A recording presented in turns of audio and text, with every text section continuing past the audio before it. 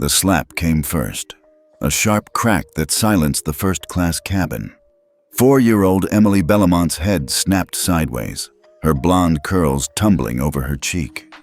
Her drawing, a crayon-colored jet soaring through sunshine, slipped from her hands and landed on the polished floor. No one moved. The passengers, cocooned in their leather suites, froze behind designer sunglasses and half-sipped champagne. Miranda Kingsley, lead flight attendant, stood tall with her hand still mid-air. "She refused to move," she muttered. "Protocol is protocol." Emily didn't scream. She blinked hard, lower lip trembling, then slowly looked up, not at Miranda, but at her drawing lying crumpled between their shoes. 2 minutes earlier, everything had felt like magic. Emily had tiptoed down the jet bridge with her nanny, Mrs. Grace, gripping her hand tightly and holding the drawing like treasure. It was for her mother, a simple gift, drawn last night at bedtime. "Fly safe, Mommy." She had beamed as she spotted seat 1A, the soft blanket, the silver-trimmed pillow with the SkyVista logo. She'd placed the picture carefully on the tray table and whispered, "Do you think she'll see it first thing?" But Miranda hadn't even looked at her. "This cabin is for adults," she said curtly. "Move her to business." "She's listed under medical exemption," Mrs. Grace explained. "And she's—" "I don't care if she's the Queen's godchild," Miranda snapped. "Get her out of this cabin." Emily had shaken her head, not out of defiance, just quiet confusion. "But I drew that for—" That's when Miranda struck. And now, as silence gripped the cabin like a vice, Miranda turned to walk away, only to stop short. There it was, a thin green band around Emily's wrist. Sleek, high-tech, unmistakable, and printed in silver script along the edge. C. Bellamont, verified access, CenturyLink. Miranda's breath caught. The air suddenly felt thinner, the lights too bright, and for the first time since boarding, she wasn't sure who she had just slapped. Emily sat quietly now, nestled in seat 3C of the business class cabin, her small body swallowed by the oversized leather. Her drawing, now crumpled and torn at the edges, rested on her lap like a wounded bird. She hadn't said a word since the slap. Mrs. Grace sat beside her, still shaken, trying to act calm. "We're okay, sweetheart," she whispered, brushing a golden curl from Emily's cheek. "We're just gonna sit here for a little while." Emily gave the tiniest nod, her eyes glassy. She clutched the armrest, not out of fear, but because the world felt too big all of a sudden, too loud, too fast, and too far from the safety of her mom's arms. Passengers nearby glanced over.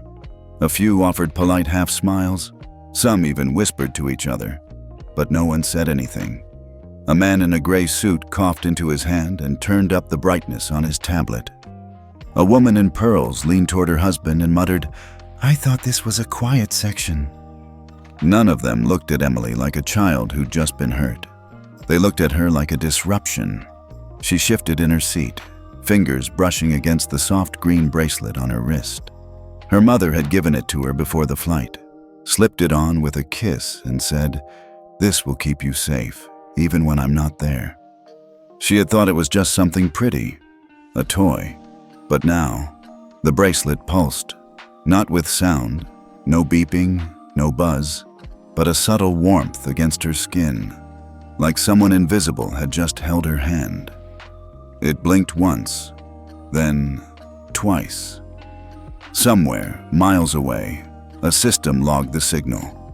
A red flag quietly appeared on a terminal screen labeled VIP Child, Tier 1 Harm Detected. Back on the plane, Emily blinked slowly, drawing her knees up to her chest. She looked out the window. Clouds moved like mountains beneath her. "I didn't do anything wrong?" she whispered. Mrs. Grace reached for her hand. "No, baby," she said gently. "You didn't." And the bracelet glowed once more. The tension in the cabin had shifted, not loudly, not visibly, but for those who paid attention, it was there. Flight attendant Miranda Kingsley began to notice the first signs. First, the galley lights dimmed for a moment, then flickered back, something she brushed off. But then the tablet she used for in-flight services stalled. She tapped the screen. Nothing. A soft red bar glowed at the top. Clear fly compliance hold. Level 1 active. "What the hell?" she muttered under her breath. She looked up just in time to catch a pair of eyes watching her. An older man in 2A, sharply dressed, no nonsense in his stare. He didn't speak. He didn't need to. She turned back toward the galley, but her breath caught when she saw the cockpit door. Still closed. Locked. Too long. She tapped her communicator. "Cockpit, this is Led. I need to speak with Captain Brewster." Static. She tried again. Nothing. And then a sound. Not from any passenger, but from the ceiling. A soft chime. Not the usual one for seatbelts or service calls. This was lower. Deliberate. And it was followed by a small screen flashing near the front bulkhead. "Ethics monitoring in progress. Do not interfere." Miranda's heart began to race. She felt heat rising in her chest, a pulse of fear. She walked quickly to the rear of the cabin and pulled aside another attendant. "Did you see that?" "Yeah," the woman said nervously. "And the captain isn't responding."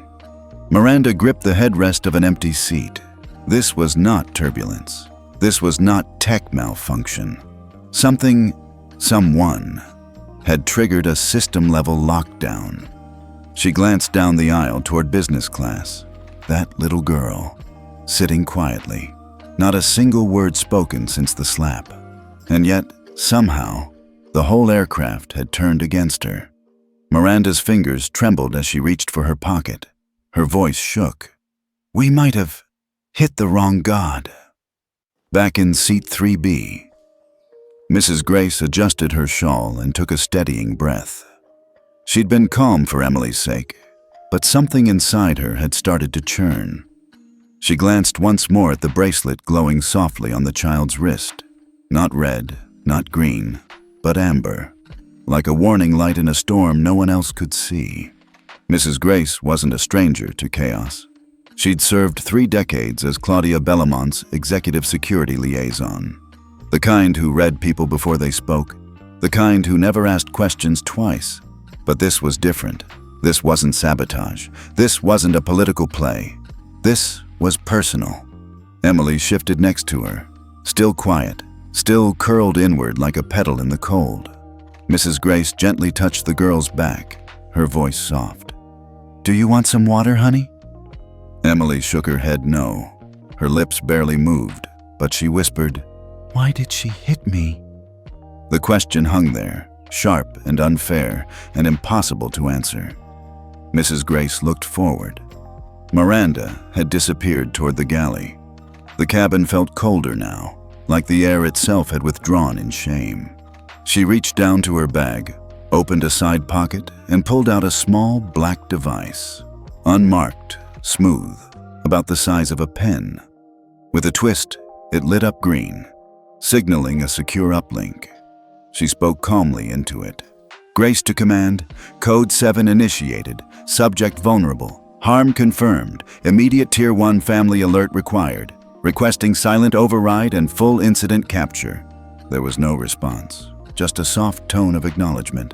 The skies outside remained serene. The passengers sipped champagne and scrolled through news headlines about people they'd never meet. But Grace knew. This plane was no longer flying under normal authority. The girl beside her wasn't just a passenger. She was a protected heir, a legacy under lock. And now, the world above them, and far beneath, was beginning to wake. 4 floors below ground at SkyVista Command West, a facility so secure its own location didn't appear on FAA maps. The protocol dashboard began to pulse. The screen read, "Clear Fly Ethics Protocol triggered. Primary subject, Emily Bellamont, age 4. The moment that name populated the system, everything changed. Operators who'd been sipping coffee froze mid-sip.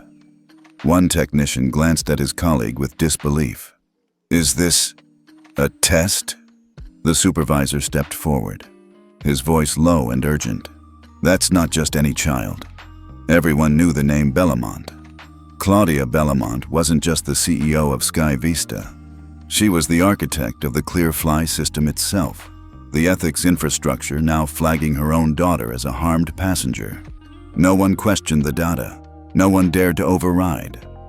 Instead, a separate terminal blinked online, one only 5 people in the company had ever used.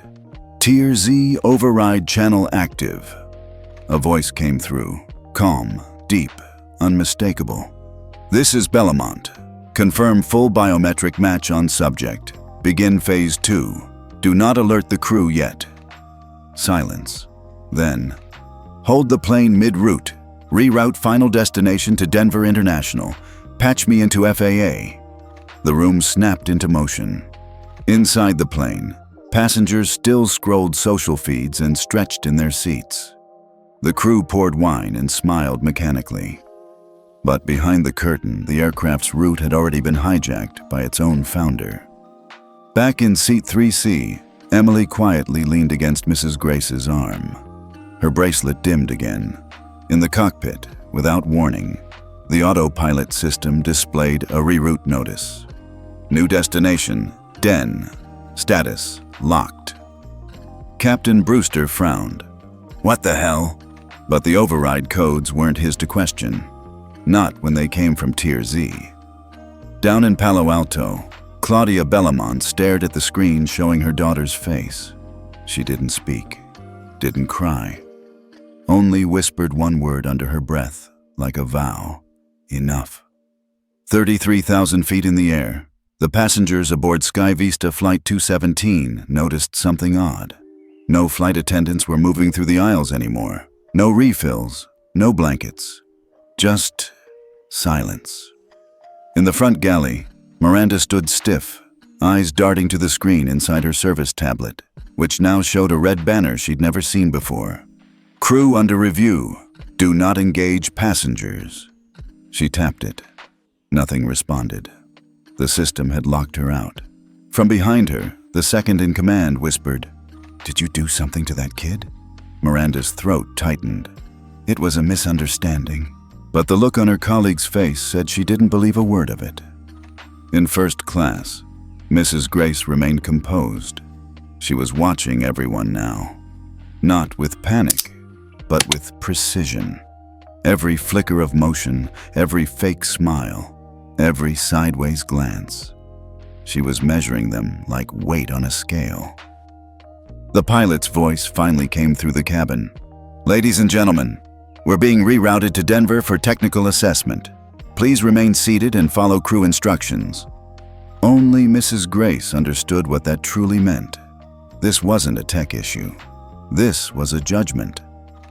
At SkyVista HQ, the Clear-Fly system had finished its second phase analysis. AI had parsed facial micro-expressions, voice stress levels, and cabin sensor data. The report was simple, brutal.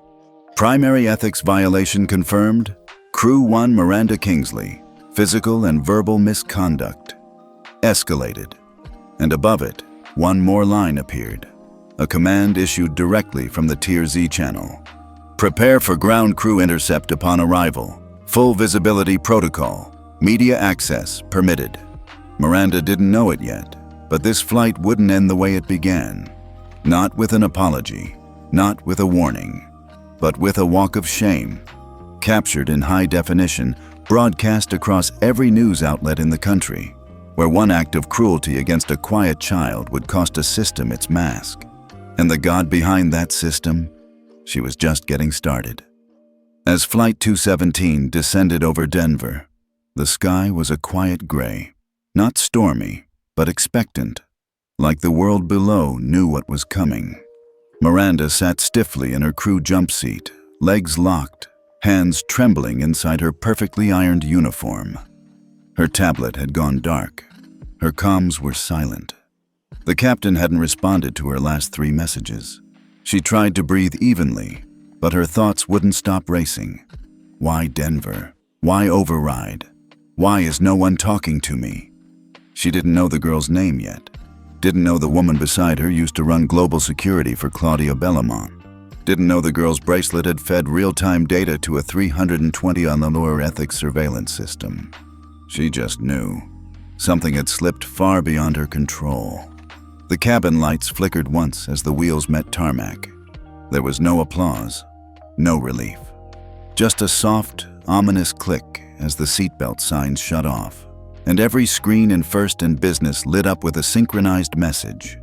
This cabin is under clear fly review. Remain seated. Do not interfere with deboarding process. A beat later, the cockpit door opened, but not to welcome passengers. 2 plainclothes federal agents stepped out, badges displayed without a word. They didn't head toward any passenger.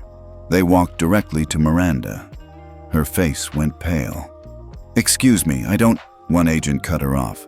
"Ma'am, please rise. You're being removed under FAA Regulation 61.9, passenger ethics breach, child endangerment."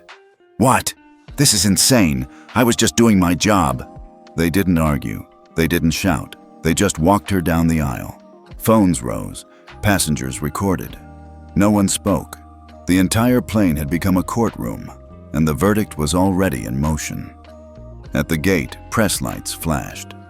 Not because of turbulence, not because of delays, but because the world had just seen what happens when power touches the wrong child. And this time, the child's mother wrote the rules. At Denver International Airport's Gate 42, the usual buzz of arriving flights was pierced by a different kind of noise. A wall of cameras, microphones, and stunned silence. The passengers from Flight 217 hadn't even fully disembarked before the footage began circulating. Miranda Kingsley, once praised as a senior lead with exemplary conduct, now escorted down the jet bridge by 2 federal agents, jaw clenched, mascara smudged, her badge removed. But the real storm hadn't even begun. Inside a private executive suite overlooking the tarmac, Claudia Bellamont stood behind tinted glass, watching the feed live. She didn't flinch, didn't blink. Beside her stood Elias Moreau, Chief Ethics Officer for SkyVista, visibly rattled. "Ma'am, the press is spinning the incident faster than we can issue official statements. We're trending in 6 countries. Claudia raised one hand. He stopped. She walked over to a control console, entered her credentials, and pulled up the ClearFly internal archive. The full high-res, multi-angle footage of the incident played in silence. The slap, the stunned toddler, the stunned cabin, and the absence of apology. Then came the biometric analysis. Audio spikes, micro-expression mapping, confirmed elevated heart rate in Emily, and a sensor-marked spike in pain index at timestamp 14:07:51. Claudia clicked a final button. Ethics breach report, public mode, enabled. Outside, on every screen in the gate terminal, the official header appeared. SkyVista Public Ethics Violation Disclosure, Flight 207. In accordance with the Passenger Dignity Act, initiated by Chairwoman Bellamont, the following incident is being made public to reinforce system accountability. Within seconds, the footage was streaming worldwide. CNN, BBC, TikTok, Reddit. Miranda's name was no longer whispered behind closed doors. It was being searched 18,000 times per second. Meanwhile, in a back corridor of the terminal, Miranda sat on a bench, her hands still shaking. She had not been arrested, not yet. But the look in the agent's eyes told her she wasn't going home soon. A young woman in a blazer approached. No badge, just quiet authority. "You're Miranda Kingsley?" "Yes," she whispered. Are you with legal?" The woman shook her head. "I'm from the Office of Passenger Protections. You'll be briefed shortly, but I need you to understand something, Ms. Kingsley." She paused. "The child you struck? That wasn't just some first-class brat. That was Emily Bellamont." Miranda blinked. "Bellamont, as in—" The woman nodded. "Her mother isn't just the CEO of SkyVista. She wrote the passenger ethics framework that governs this airline, and every ethics compliance system tied to 82 airports and 14 international partners. Miranda's face crumpled. I didn't know. The woman's voice stayed flat. You didn't have to know. The system knew, and now the world does. Back in the suite, Claudia stood still as reporters shouted questions behind the glass. Was this retaliation? Are you setting a precedent for employee surveillance? Do you feel this was justice? She finally stepped forward, tapped her mic, and answered once, on record. This isn't revenge. This is clarity. If a 4-year-old can't be safe in first class, no one is. Let this be the last slap. Her voice didn't rise. It didn't need to. Because the God of the skies had just spoken, and everyone was listening. It was 6:12 a.m. when the FAA officially confirmed that SkyVista's Clear Fly emergency protocol had been fully activated for the first time in its history. By 7 o'clock a.m., the ripple effects were visible across the country. 3 regional airlines, all partners of SkyVista through shared ethics systems, were flagged for re-evaluation. 12 senior flight crew from unrelated flights were pulled mid-route for pending ethics audits. 4 global aviation insurers froze partial coverage worth $520 million pending system-wide compliance review. All because of one child, one slap, and one mother who refused to let silence pass for justice. Inside her office in Palo Alto, Claudia Bellamont sat at her glass desk, reviewing the Clear Fly post-report summary. Her daughter Emily still slept peacefully on the sofa behind her, curled under a blanket with a stuffed whale tucked to her chest. Claudia hadn't left her side the entire night. She didn't need to. The system she'd built had done exactly what it was meant to do: protect the powerless without screaming for attention. She tapped a key on her tablet. The official internal audio log played back the final command she'd issued aboard SkyVista's override system hours earlier, now cleared for public release. This is Claudia Bellamont. Confirm Tier Z biometric flag on Emily Bellamont. Reroute Flight 217 to Denver International. Initiate Clearfly Phase 2. Full transparency. Let the world see what dignity looks like when it defends itself. The recording was just 22 seconds long, but by 8:14 a.m. it had been viewed 11 million times on YouTube and re-uploaded across over 200 platforms. One comment thread under the video read, "She didn't yell, she didn't curse, she just made one call, and the sky bent around her will." And another, "This wasn't about punishment, it was about correction. May every airline take notes." That afternoon, a joint press briefing was held between the FAA, the Department of Transportation, and SkyVista. Standing before a national audience, Claudia Bellamont introduced the Passenger Equity Reform Package, a sweeping set of measures including mandatory ethics recertification for all commercial crew every 6 months, passenger dignity sensors extended to all cabin classes, real-time flagging dashboards shared with regulators, not just internal staff, immediate deactivation of crew privileges pending review when child-related violations are detected. When asked what she hoped the public would take from this event, Claudia paused and answered simply, that silence is not grace, that power is not noise, and that even the smallest passenger deserves the full protection of the sky. Then she stepped away from the podium and walked back to where her daughter now stood at the edge of the room, still clutching the stuffed whale. She knelt, kissed Emily's forehead, and whispered, "You didn't even have to say a word. The sky already knew who you were." And in that moment, the world did too. It had been exactly 1 week since the slap heard around the world. In the media, it had already earned nicknames: the 500 slap, the SkyVista shift, the day the sky spoke back. But in Claudia Bellamont's home, no one talked about it in those terms, especially not Emily. The 4-year-old girl hadn't mentioned the incident once. No nightmares, no questions, no tears. But Claudia knew better. Children processed things differently, sometimes quietly, sometimes later. That morning, Claudia found her sitting in the playroom, stacking blocks silently. The little whale plush sat next to her. A few feet away, a SkyVista magazine, one from the flight, folded neatly, lay untouched. "Sweetheart," Claudia said, kneeling down beside her. "Can I ask you something?" Emily looked up. "Okay. Do you remember what happened on the airplane?" The girl paused, thought, then nodded. "Do you feel okay now?" Emily's little shoulders lifted, then settled.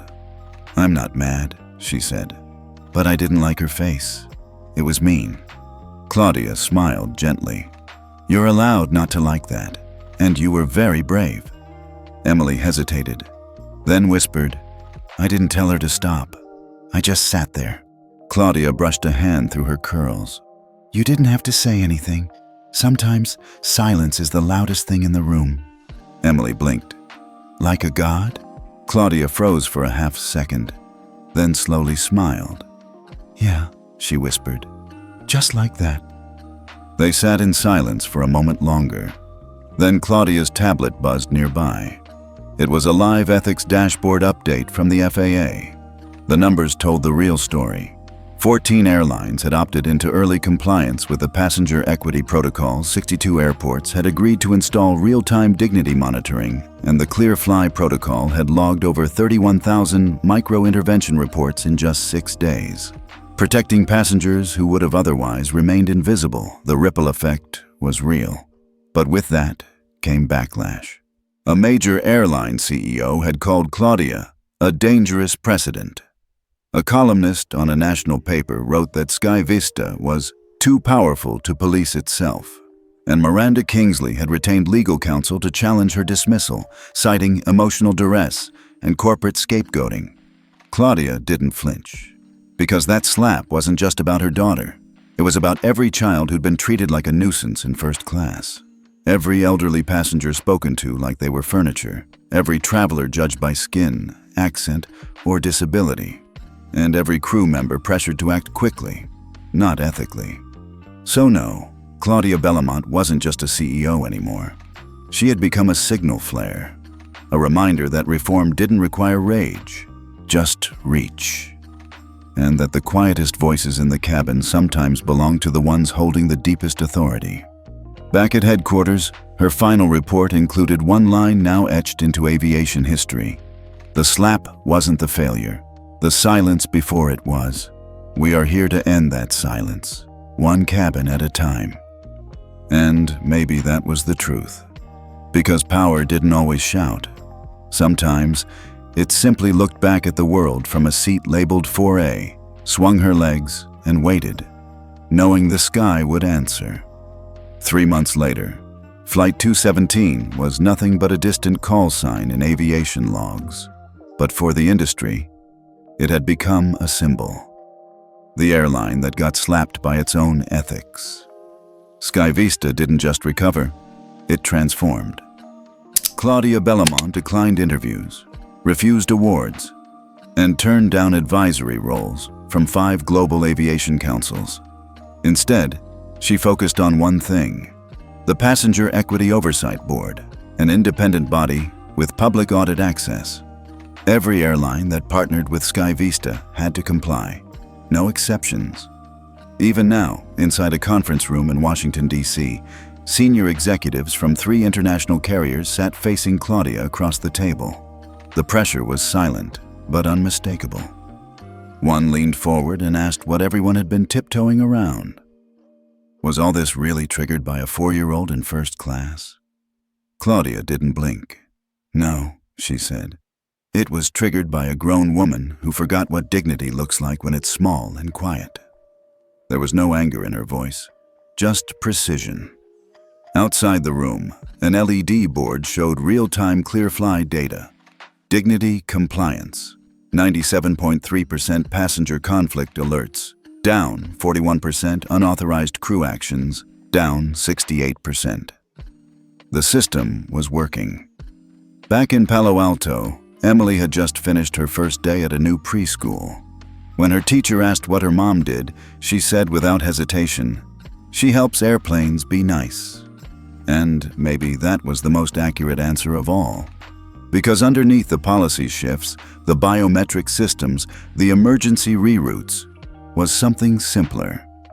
A reminder that even the smallest voice matters, that power should never come at the expense of presence, and that sometimes the loudest legacy is left by someone who never says a word.